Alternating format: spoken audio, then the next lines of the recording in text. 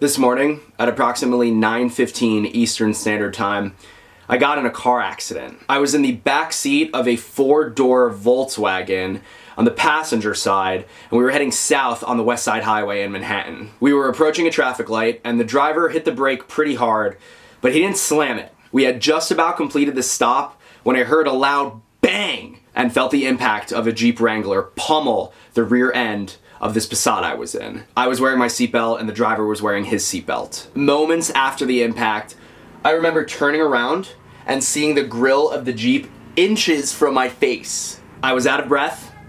The traffic light was still red. The driver who hit us started backing literally out of the car we were in, and I thought he was gonna flee, so I got out of the car and started filming.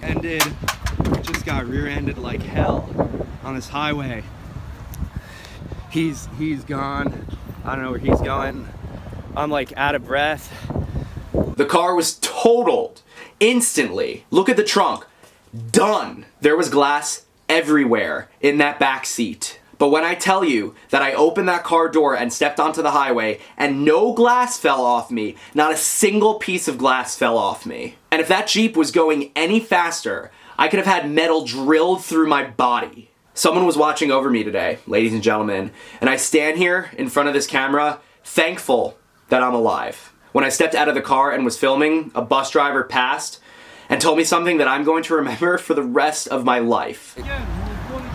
Cops come, ambulance comes. Now, I said I was out of breath. I think the impact knocked the wind out of me because I remember gasping for one specific breath when I was getting my phone to record the video. The back of my head and neck were sore, so I did what you do when you get into a car accident, and that's go to the hospital to get checked out. The driver was taken away in a stretcher with a neck brace on. I don't know much about physics, but something tells me that the whiplash was more intense for him because like the outer part of the shockwave like shook him more. I felt like I was kind of like condensely packed back there. I don't know. Hospital diagnosis is positive. The doctor did all sorts of cognitive and visual tests like follow my finger, tap your nose to the finger, squeeze my fingers, raise your hands, bite your cheek. Yeah, all that was to make sure that my cranium was functioning properly. She said I'm probably gonna be in pain for the next couple of days because of the whiplash, but I'm A-okay. Here's what I'll tell you. Life can change and does change at a moment's notice. You can never be ready for it. Just be the best person you can be and hug your loved ones. Thanks for watching.